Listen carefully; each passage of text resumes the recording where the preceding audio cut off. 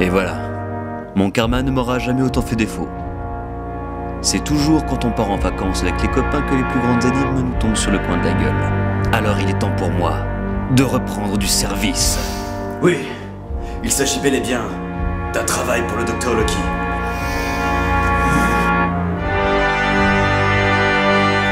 À l'aventure, même si je me pèle les miches. Adieu Cthulhu, que le malheur t'accompagne. J'ai une mission à remplir.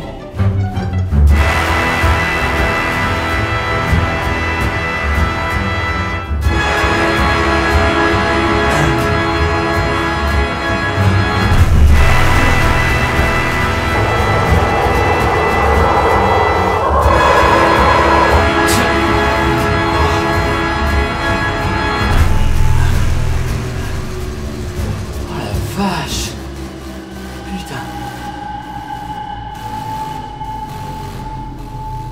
Eh ben mon Dieu, il y a encore de la marche. Bon, ben voilà.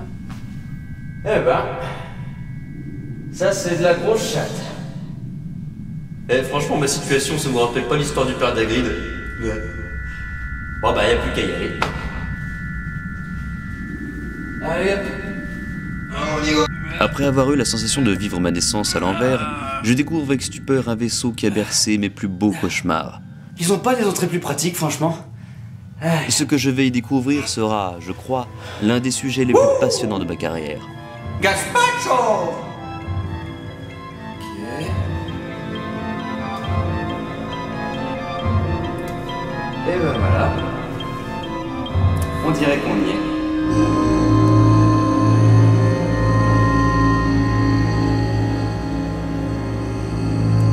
Descendre. Ok.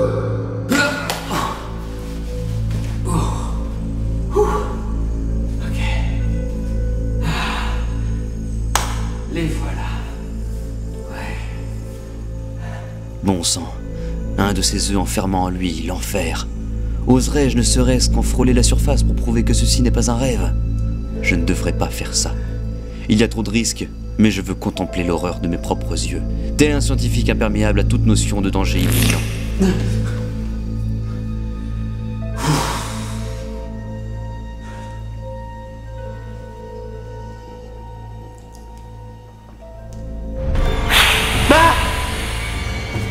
Je te préviens, misérable cloporte, tu ne touches pas à Alien. Tout est dit dans Alien.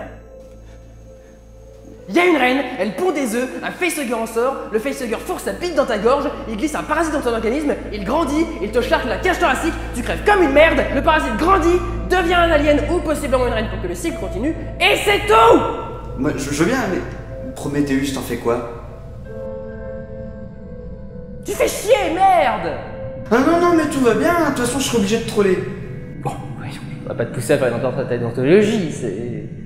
Ah non, mais que je te rassure, hein, troller Prométhéeus tout en étant cohérent est tout à fait déontologique. Eh ben parfait, écoute, dans ce cas, tu trouveras les jarres de gelée noire dans la soute à ta gauche. Eh ben dans ce cas, merci, hein, merci beaucoup. Bon, bah du coup, ça fait que bah j'y vais, quoi, puis je vais faire mon sujet. Merci bien encore, hein. Et ciao, bonne journée.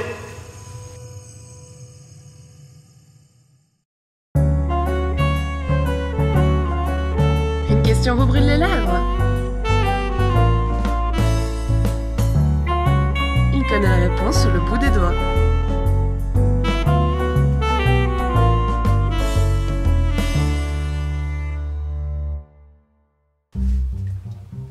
Bon, et voilà les amis, je suis de retour de mon voyage sur le plateau de Leng, et j'ai rapporté ce petit échantillon retrouvé dans le Juggernaut. Je pense que c'est l'occasion de faire une petite expérience. Johan, peux-tu venir s'il te plaît? Qu'est-ce qu'il y a? Hein? Tu vas me boire ceci. Toc, hop, on prend une.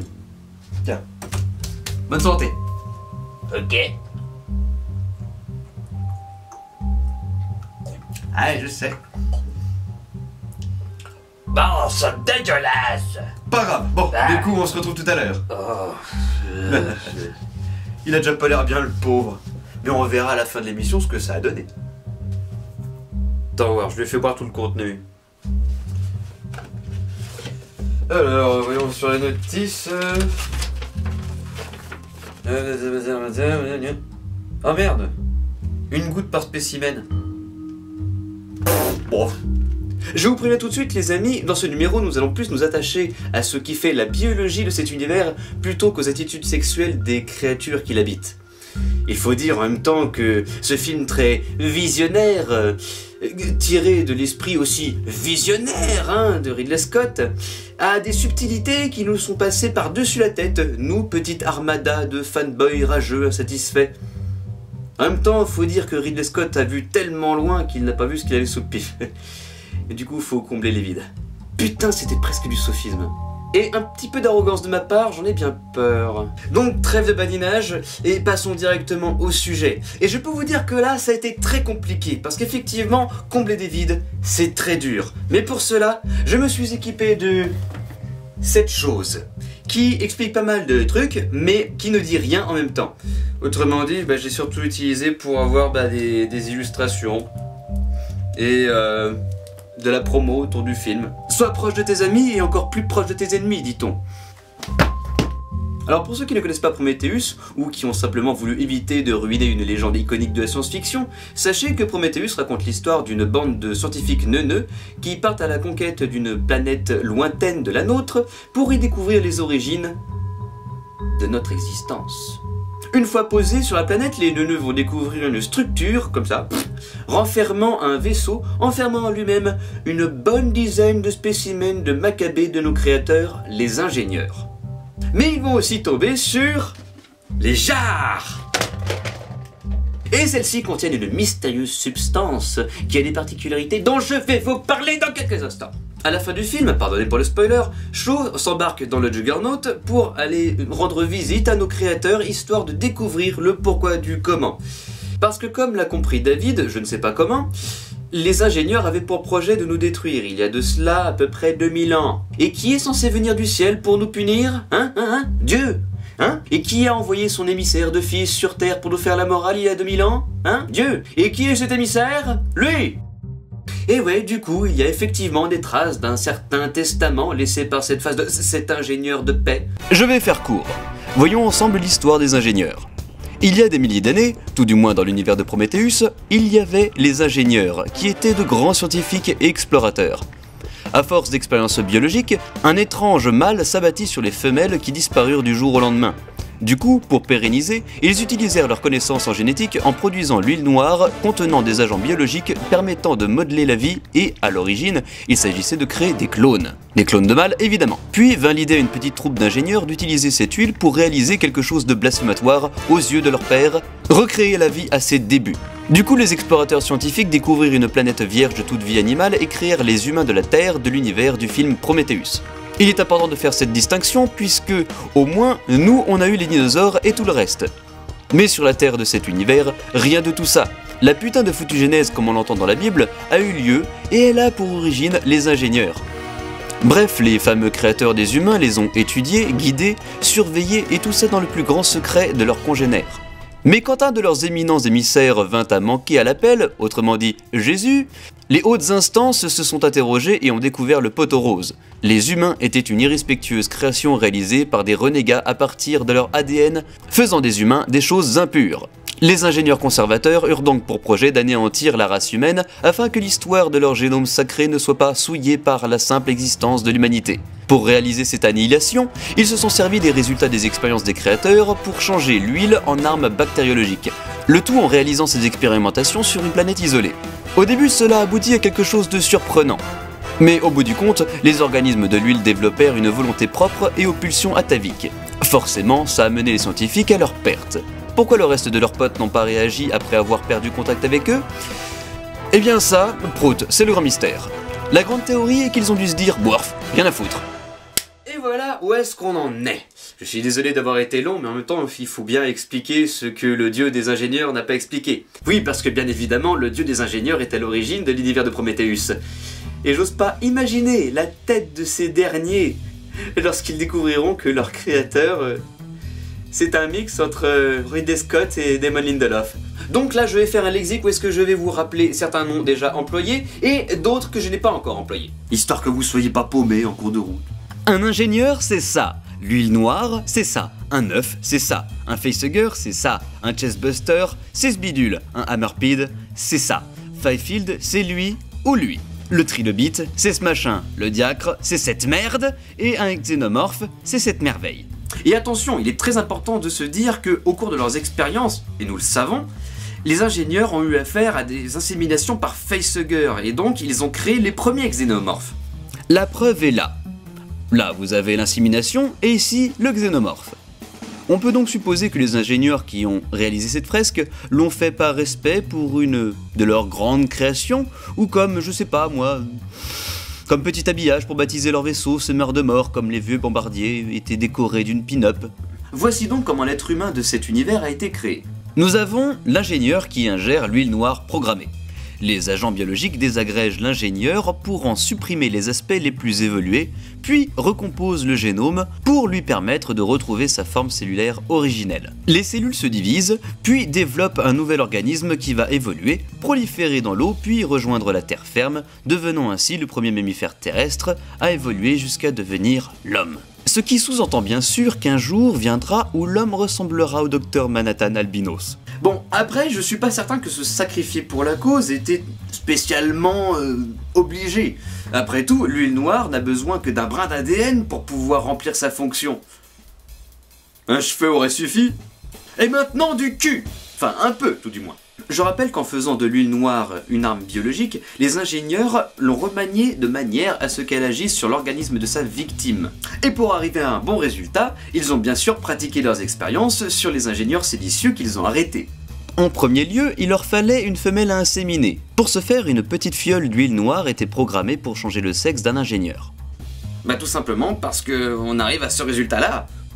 Cette étape accomplie, ils font boire l'autre huile telle qu'on la connaît dans le film pour infecter l'ingénieur qui servira de géniteur. L'huile se propage dans le corps, désagrège les gènes de l'hôte, le pousse à se reproduire avec ce que les agents biologiques de l'huile détectent comme étant une femelle. Le grand gaillard copule avec sa douce, transmet ses gamètes et permet ainsi l'insémination des ovules tout frais et la croissance accélérée du premier trilobite. Ouais, je sais, il y a bite dedans. C'est très rigolo. Devenu inutile, le mâle va maintenant pouvoir se laisser mourir. Il n'empêche qu'après ça, le petit trilobite va exploser le ventre de sa maman pour venir au monde. Du coup, on laisse grandir le petit pépère, puis on lui amène un nouvel ingénieur vierge de toute mutation avec l'huile, et dans lequel le trilobite va pondre un vrai parasite tueur pour atteindre l'étape ultime. Le parasite grandit, explose la cage thoracique de son hôte et devient une reine xénomorphe prête à pondre des œufs à n'en plus finir et de façon asexuée. On peut d'ailleurs supposer que c'est de cette reine incontrôlable qu'est venue l'extermination des ingénieurs sur la planète expérimentale. Vous le savez peut-être, mais quand un alien grandit en son hôte, il peut adopter certains aspects génétiques de ce dernier et possède aussi une faculté de lien télépathique avec ses congénères. Par conséquent, si un alien a grandi dans une femme, il y a des chances pour qu'il devienne une reine, car de base, un xénomorphe est destiné à devenir un mâle. Mais s'il s'est développé dans un hôte femelle, et qu'au cours de son développement il ne capte aucune présence de reine, il changera de sexe. Si dans le premier Alien vous aviez un xénomorphe mâle, c'est tout simplement parce que le Chestbuster est sorti de Kane, qui est un homme. Si dans Alien 3 vous aviez une reine qui sortait de Ripley, c'est parce que Ripley est bien évidemment une femme. Et ne vous inquiétez pas, si dans la suite de Prometheus toutes ces règles changent, ce ne sera pas parce que je me serai trompé, mais tout simplement parce que les scénaristes auront décidé de me contredire, et ainsi de me casser sévèrement les couilles. Dans Prometheus, la logique de reproduction peut paraître foireuse, et pourtant regardez, on s'en sort bien quand quelqu'un trouve des excuses. L'huile noire commence non pas par infecter des humains, mais des vers plongés dans l'huile qui les mute en ceci. Le hammerpid. Le hammerpid va s'attaquer à Milburn et pond un parasite en lui pour donner un nouveau hammerpid. Pourquoi ?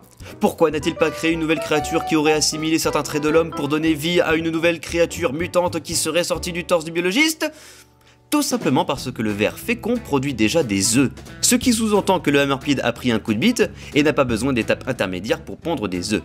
Il le pond directement dans un hôte qui offrira la bidoche nécessaire pour nourrir le bambin. Ceci dit, si je puis apporter un point de vue personnel, cette créature n'a aucun autre intérêt que celui de montrer l'image d'un homme avec une grosse bite dans la bouche. Triturer un univers comme ça pour y apporter des choses dégueulasses, je sais pas pourquoi ça m'appelle quelque chose. Penchons-nous maintenant sur le cas du géologue dénué de tout sens de l'orientation, Fifield. Si on regarde bien l'infection de Fifield, ce n'est pas le sang du Hammerpid qui va le faire muter. Le sang du Hammerpid est comme celui d'un xénomorphe. C'est un liquide acide extrêmement corrosif. Le sang projeté sur le casque de Fifield désagrège donc la visière. Mais s'il fait fondre le casque, il n'y a pas de raison qu'il ne fasse pas fondre la tronche de l'autre con. Cependant, après le jet de sang, Fifield s'affole et tombe tête la première dans l'huile noire. Et comme l'huile noire est en contact avec un mâle burné, l'huile commande à Fifield de procréer. C'est pour ça que Fifield retourne au Prometheus, il doit trouver une femelle avec pour mot d'ordre « niquer ». Il doit produire un trilobite. Voilà. Passons maintenant à l'archéologue Holloway, le compagnon du personnage principal, Elizabeth Shaw. Comme vous vous en rappelez sûrement, le cyborg David glisse une goutte d'huile dans le champagne d'Holloway, qui va donc être infecté, ce qui fait qu'il va servir de reproducteur. Les effets de l'alcool font que le scientifique ne ressent pas les effets de la mutation dans son corps, mais bon, déjà son esprit est imprégné par l'envie de se reproduire. Imaginez ce qui se serait passé s'il avait attendu une journée de plus. Hey chérie, aujourd'hui il y a des boutons dégoulinants et des piquants qui ont poussé sur ma caquette. Tu veux qu'on fasse des bébés? Ah bon? Ah bah chouette alors, ouais. Et là vous allez me dire que cette blague est facile, parce que justement le bonhomme ne savait pas qu'il était infecté par l'huile. Mais je vous rappelle qu'il est le premier à avoir retiré son casque à l'intérieur du vaisseau. Et ce n'est pas parce que l'air est respirable que vous ne pouvez pas vous choper un virus volatile. Et oui, ces scientifiques sont désespérément cons. Bref, là encore il y a un problème. Pour assurer la reproduction, il faut une femelle avec un utérus viable. Cependant, Shaw est stérile. Eh bien, pas grave, hein, les agents biologiques de l'huile restructurent ce dont ils ont besoin, puisqu'ils ont déjà les informations génétiques nécessaires en eux. Du coup, maman peut donner naissance à un trilobite.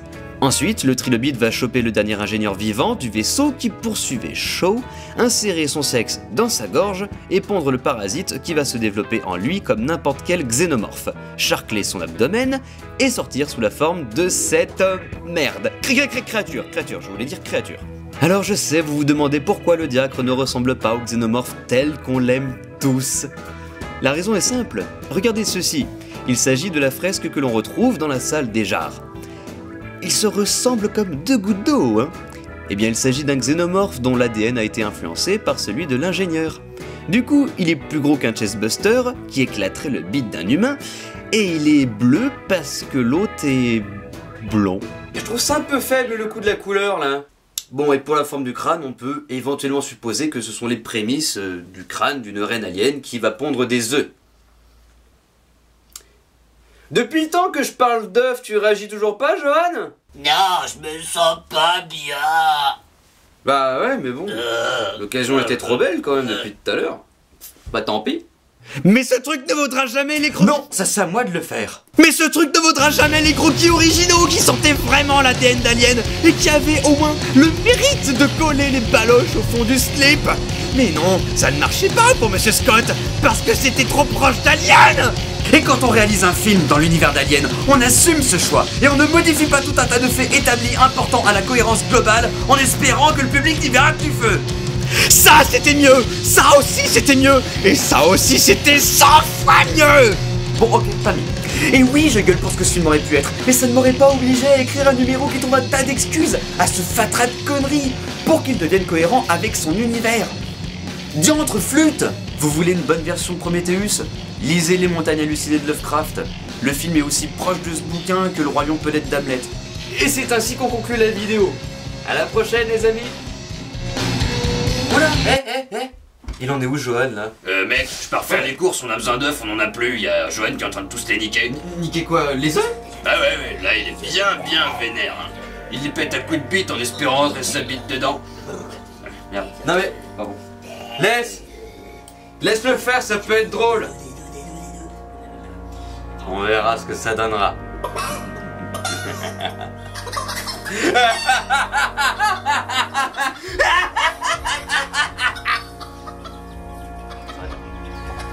Ce film est une merde!